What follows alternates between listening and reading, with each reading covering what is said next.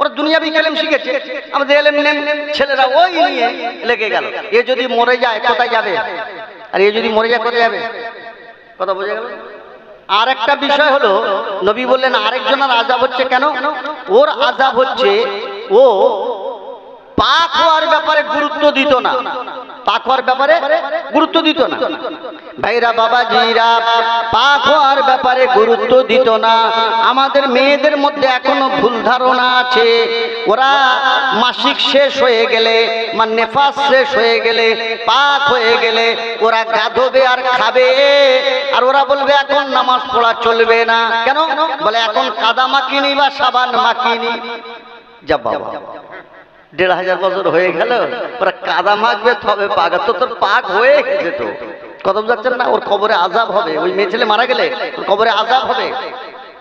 তুমি গা ধুয়েছো, পাক হয়ে গেছে, বাস তোমার মাসিক শেষ হয়ে গেছে, তুমি নামাজ পড়া চালু করো, না তোমার গুনাহ কবিরা হচ্ছে।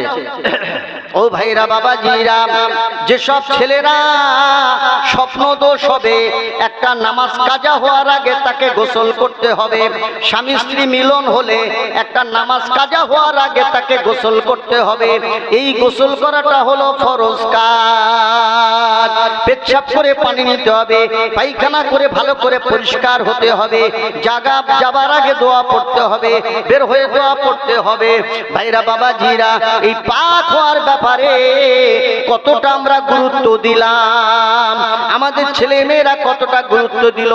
বর্তমান সময় বৌমারা ছেলেরা ৮টা ৯টার কম কেউ দরজা খোলে না। গোসল করবে কখন? ওর কবরে আযাব হবে। আল্লাহ নবী বলেছেন এই জন্যই কবরে আযাব হচ্ছে, এরা পাক হওয়ার ব্যাপারে গুরুত্ব দিত না। তাহলে পাক হওয়ার ব্যাপারে গুরুত্ব দিতে হবে। ভাইরা, এটা বাহ্যিক। তো আমার বলার উদ্দেশ্য হলো, ইলম না থাকলে সে জানবে কি করে? ইলম না থাকলে সে বুঝতেই পারবে না বাহ্যিক আমল। আর বাহ্যিক আমল যদি অন্তর ঠিক না হয়, তাহলে এটা তামাশা, অর্থাৎ রুহের আমল। কিসের আমল? ভাইরা বাবাজিরা, এই শরীর এখন আছে, এই শরীর এখন আছে, এই শরীরের রোগ হলে আমরা ডাক্তার দেখাই। কি আর ডাক্তার দেখাই না? সে ডাক্তার দেখান দরকার, এটা কোনো অসুবিধা নেই, এটা মশলা জায়েজ আছে, আপনি দেখাবেন, এতে কোনো অসুবিধা নেই, দেখানো দরকার। তো আমাদের চোখের রোগ হলে, কানের রোগ হলে, হার্টের রোগ হলে, লিভারের রোগ হলে, ফুসফুসের রোগ হলে, হাতের রোগ, পায়ের রোগ, এক কথায় শরীরের রোগ হলে, শরীরের রোগ হলো ১,৫০০। এই ১,৫০০ রোগ ধরলে আমরা ডাক্তার দেখাই। এত ডাক্তার পাড়ায় পাড়ায়, আপনাকে কি বলবো, এত হসপিটাল আর এত সব ডাক্তারখানা, ওষুধ দোকান আমরা দেখাই, কিন্তু শরীর এখন আছে, এ শেষ হয়ে যাবে। একে যতই চেষ্টা করা হোক, এ শেষ হবে, এ মরবে। মরে গেলে জানাজা পড়ে কবর দিয়ে আসবো, অধিকাংশ লাশ কবরে পোকায় খেয়ে নেয়। ২-১টা আল্লাহ রেখে দেখিয়ে দেয়, ওটা এক্সিবিশন, মানে একটা নিদর্শন। তো পোকায় খাবে, আর এ দেহ পোকায় খেয়ে শেষ করে দেবে। তো যেটা পোকায় খাবে সেইটার জন্য এত ডাক্তার। আর এই দেহটা যে পরিচালনা করছে, দেহের বাদশা, তার নাম হচ্ছে রুহু। সেটা কি? রুহুটা বের হয়ে গেলে এটা সবে পরিণত হবে, দেহটা আর কোনো কাজ করবে না, এটা কাদার তাল হয়ে যাবে। আর মেয়েরা কি কান্না কাঁদবে, বাবা রে, আমার স্বামী তুই একবার কথা বলে যা। ছেলে মারা গেল, 18 বছরের ছেলে, মা একেবারে পাগলিনী হয়ে গেল। মা বলছে, বাপ ছেলে তুই একবার মা বলে যা বাবা। আর বলবে না, কোনো মৌলানা পীর সাহেব, এমএলএ এমপি আর কেউ একে তুলতে পারবে না। শেষ শেষ শেষ। রুহু ছিল, এখন আছে, থাকবে।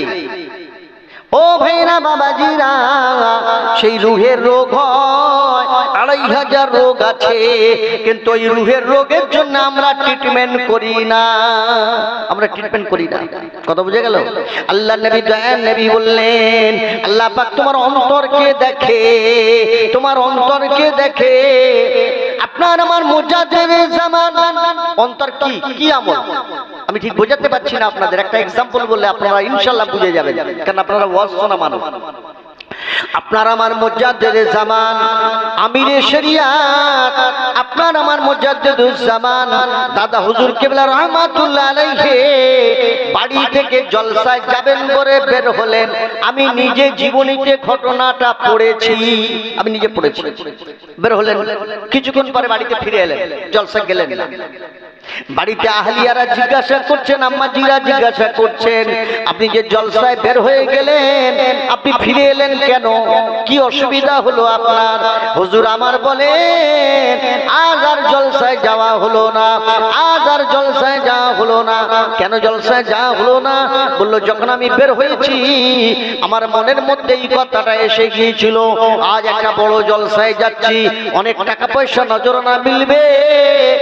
এই কথাটা মনে হওয়ার সাথে সাথে আমি বাড়ি ফিরে এলাম। আমার অন্তরের ভিতরে এই অসহসা তৈরি হওয়ার কারণে আমি ওই জলসায় গেলাম না।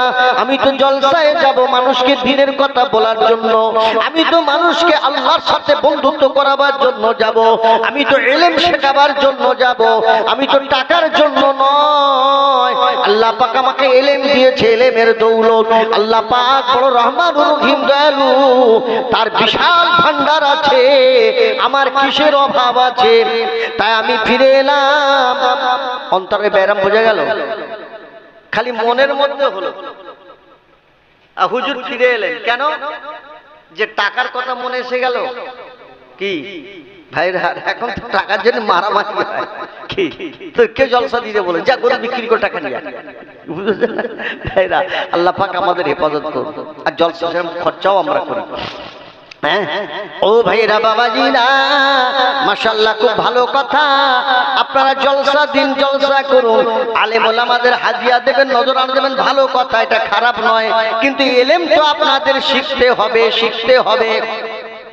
কোনদিন মা বলেনি 50 টাকা দিয়ে, বাবা ছেলে ও তো মসজিদে যায় না, ওকে আসরের আগে বলেছে তুই হুজুরের সাথে দেখা করবি, তুই একটা পাঞ্জাবি গায়ে দে, টুপিটা মাথায় দে, যা উজু করে আয়, আর এই 50 টাকা নিয়ে যা, ইমাম সাহেবকে দিবি, আসরের সময় গিয়ে আজকে দেখা কর, হুজুরের সাথে দেখা কর, আর হুজুরের খেদমতে একটুখানি থাকবি। কথা বুঝাচ্ছেন ভাইরা বাবাজিরা? মা কোনোদিন তাকে যোগাযোগ করালো না আলেমের সাথে। কিন্তু আমাদের আগের জামানায় মায়েরা 10 বছর হলে আলেমের সাথে বন্ধুত্ব করিয়ে দিত, রুহের ডাক্তার সাথে যোগাযোগ করিয়ে দিত। কারণ আমার ছেলে যদি একবার বন্ধু বান্ধবের জালে পড়ে যায় আর বের করা যাবে না, তার আগেই একে ঠিক করতে হবে। সেই কাজটা করছে কারা? এই মাদ্রাসার ওস্তাদরা করছে। কারা করছে ভাই জোরে বলেন? কটা মা আছে নিজে মানুষ করেছে, মা তো বেশি ভালোবাসে, কিন্তু কটা মা তার 15 বছরের ছেলেকে নিজে মেহনত করে 5 ওয়াক্ত নামাজ পড়াবার মতন তার পরিবেশ তৈরি করেছে? পরিবেশ আছে। কিন্তু এই মাদ্রাসায় হুজুররা কি মেহনত করছেন, কি কষ্ট করছেন করে একটা বাচ্চাকে তৈরি করছেন, তার মর্যাদা দিতে হবে না? একবার মরদ হয় না একটা মাদ্রাসার হুজুরকে 100 টাকা হাদিয়া দিয়ে মুসাফা করি, 50 টাকাতে মুসাফা করি? কি প্রয়োজন আছে হুজুরকে জিজ্ঞেস করি যে আপনার কোনো প্রয়োজন আছে, আপনার কি কষ্ট, কি পেরেশানি আছে বলুন, আমরা একটু খেদমত করব। কথা বোঝা গেল না ভাইরা? ইলমের মর্যাদা আমরা দিচ্ছি কি? যারা ইলম শেখাচ্ছে সোনার মানিক তৈরি হচ্ছে, 30 পারা কোরআনের হাফেজ তৈরি হচ্ছে, আর মাওলানা তৈরি হচ্ছে, আলেম তৈরি হচ্ছে, কিন্তু কতটুকু মর্যাদা আমরা দিলাম? ভাইরা বাবাজিরা, একাধারে এই ইলম আমাদের শিখতে হবে, অন্যদিকে আমাদের আমলের নেকিকে ধরে রাখতে গেলে আমাদেরকে রুহানি ডাক্তার দেখাতে হবে, রুহের ডাক্তার দেখাতে হবে। ভাইরা বাবাজিরা, আল্লাহ পাক আমাদের সকলকে বোঝার তৌফিক দিন। এই ইলম শেখার মর্যাদা অনেক বেশি, অনেক বেশি। আজ ইলম হারা হয়ে অসংখ্য মানুষেরা আজকের গোমরা পথভ্রষ্ট হয়ে গেছে। আল্লাহ পাক আমাদের ইবাদত করুন। আল্লাহকে মানে কিন্তু আল্লাহর বিধানকে মানে না। এটা হতে হতে এখন এমন পর্যায়ে চলে গেছে, এখন যদি বিধানকে মানাবার জন্য মানে পুরো ব্যবস্থাপনা নেওয়া হয়, তাহলে একটা বিরাট সংঘর্ষ তৈরি হয়ে যাবে, সংঘর্ষ। আল্লাহ পাক আমাদের ইবাদত করুন। এত পরিস্থিতি ঘোরালো হয়ে গেছে, এটা তো মাঠে ময়দানে ওয়াজ নসিহত করা এটা তো কোনো ব্যাপার নয়, সহজ কাজ।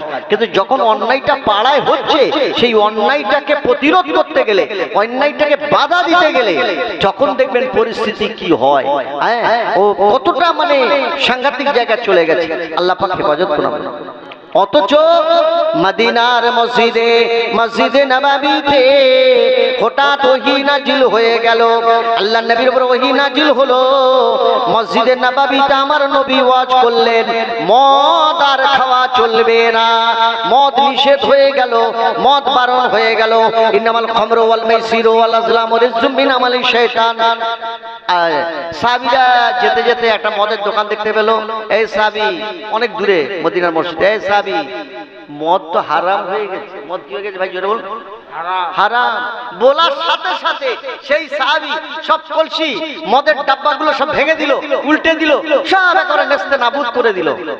ওই সাহাবী বলছে, আরে ভাই, আমি তো নবীর কাছে শুনে আপনাকে শুধু বললাম, আপনি তো এখন খবর নেননি, আপনি কেন এগুলো এরকম করছেন? বললে, আপনি বলেছেন ওটাই যথেষ্ট, নিশ্চয়ই আল্লাহ নবী বলেছেন, তাই আপনি আমাকে বলেছেন। আমল দেখুন।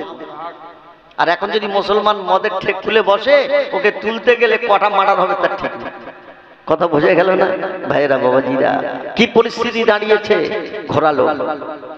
ও ভাইরা বাবাজিরা, আল্লাহ পাক পরওয়ারদিগার বেনিয়াজ তাদের মধ্যে ইলম দান করেছিলেন। সেই ইলমের দিক দিয়ে আল্লাহ পাক কোরআন পাকে বলেছেন, উতুল ইলমা দারাজা।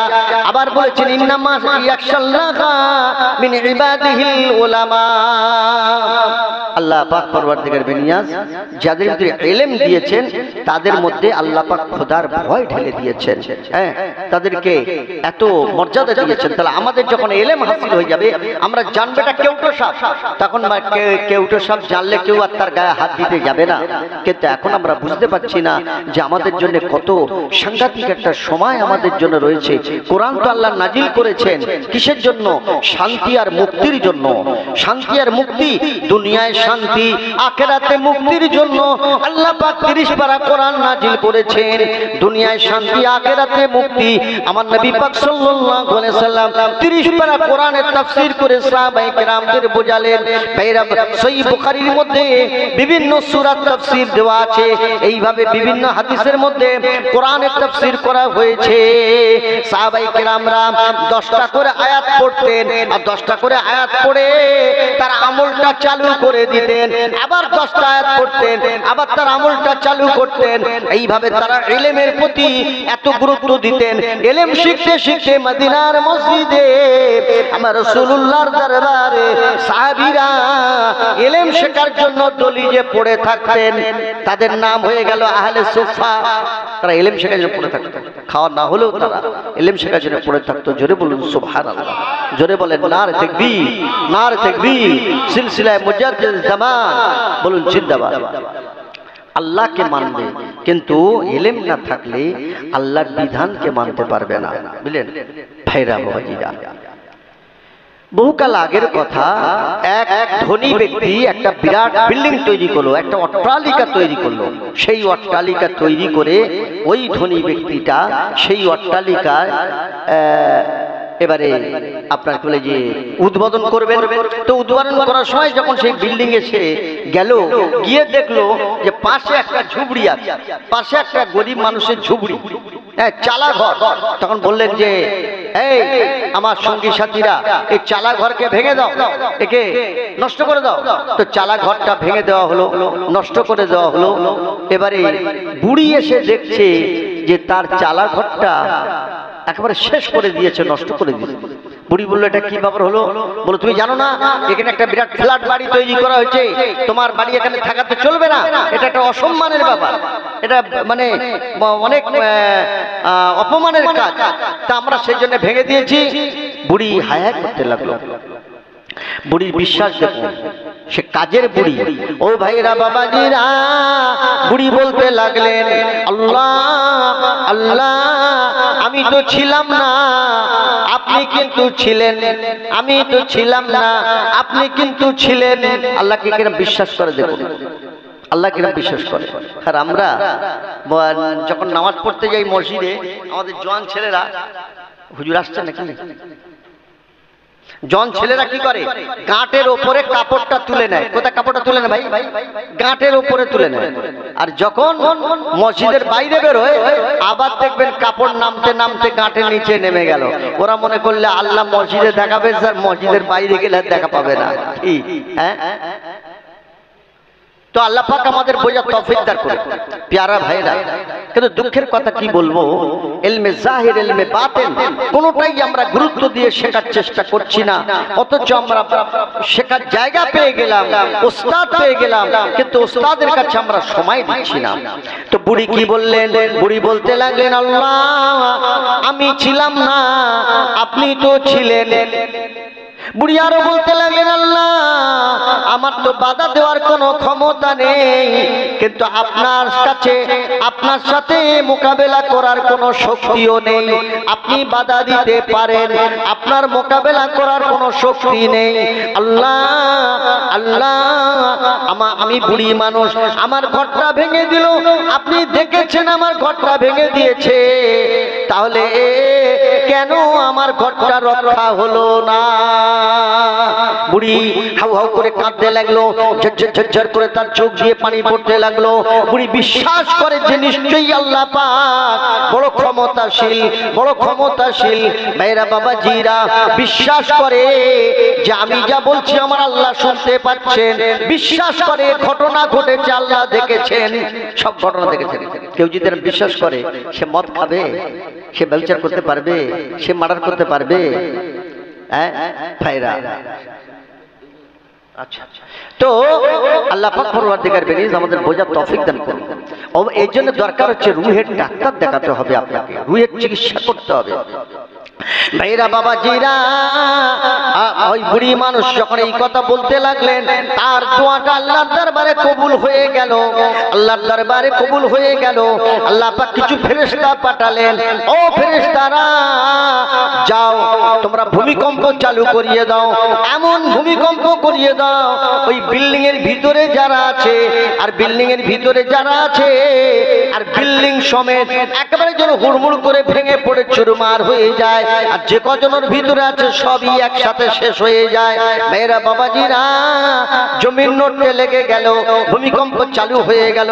আপনারা জানেন কিছু বছর আগে একটু জোরালো ভূমিকম্প হয়েছিল পশ্চিম বাংলায়, অনেক বড় বড় বিল্ডিং ফাটল নিয়েছিল। কয়েক সেকেন্ড মাত্র আমি টেবিলে বসে কেতাব পড়ছিলাম তখন, আর হঠাৎ দেখি গা কেঁপে গেল। আমি দোল খাচ্ছি, আমি তখন বললাম মনে হয় রাত জেগে মাথা ঘুরছে বলে এটা হচ্ছে। আমি তাড়াতাড়ি টেবিলটা ধরে নিলাম, তারপরে দেখি না সবই তো নড়ছে, ভূমিকম্প চালু হয়ে গেল। আল্লাহ পাক আমাদের হেফাজত করুন। ভাইরা বাবাজিরা, বুড়ির দোয়া আল্লাহ পাক কবুল করে নিয়েছেন। বুড়ির একটা বিশ্বাস, এই পর্যন্ত আমাদেরকে যেতে হবে। আল্লাহকে মানার সাথে সাথে আল্লাহর বিধানটাকে বাস্তবে রূপ দিতে হবে আমাদের। ও ভাইরা বাবাজিরা, আল্লাহর নবী দয়ার নবী জনাবে মুহাম্মদুর রাসূলুল্লাহ সাল্লাল্লাহু আলাইহি ওয়াসাল্লাম অন্তরের কথা এইভাবে বলেছেন, ইন্না ফিল জাসাদে মুদগাতুন ইজা সালুহাল জাসাদু কুল্লুহু ওয়া ইজা ফাসাদাত ফাসাদাল জাসাদু কুল্লুহু। যদি কোনো মানুষের অন্তরটা ভালো হয়, তার ভালোর বহিঃপ্রকাশ হবে, গোটা শরীরটাই তার ভালো থাকবে। আর যদি অন্তরটা খারাপ হয়, তাহলে তার গোটা শরীরটাই অসুস্থ হয়ে পড়বে। অতএব তার আমলটা খারাপ হয়ে যাবে।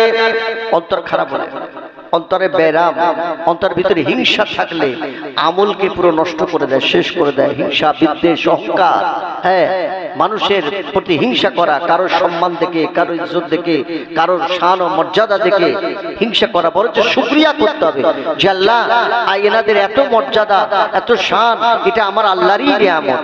তাতে করে কি হবে, আল্লাহ আমাদেরও মর্যাদা বাড়িয়ে দেবেন। বলুন সুবহানাল্লাহ।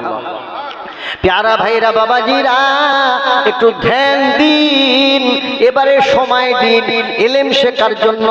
বলেছি ইলম দুই প্রকারের, এটাই হলো কমপ্লিট ইসলাম, এটাই হলো কোরআনের পূর্ণাঙ্গতা। আপনাকে আমাকে ইলম শেখার পিছনে সময় দিতে হবে। এবারে একটা এক্সাম্পল দিয়ে বোঝাচ্ছি আপনাদের অন্তরের ব্যাপার। ধরুন একটা বাড়িতে আপনার মামু বলছে যে আমার মেয়েটাকে বিয়ে দেবো, একটা ছেলে দরকার, তো ছেলে দরকার, ছেলেটা যেন নামাজি মুসল্লি পরেজগার হয়, ছেলেটা নামাজি মুসল্লি পরেজগার হলাম বিয়ে দেবো।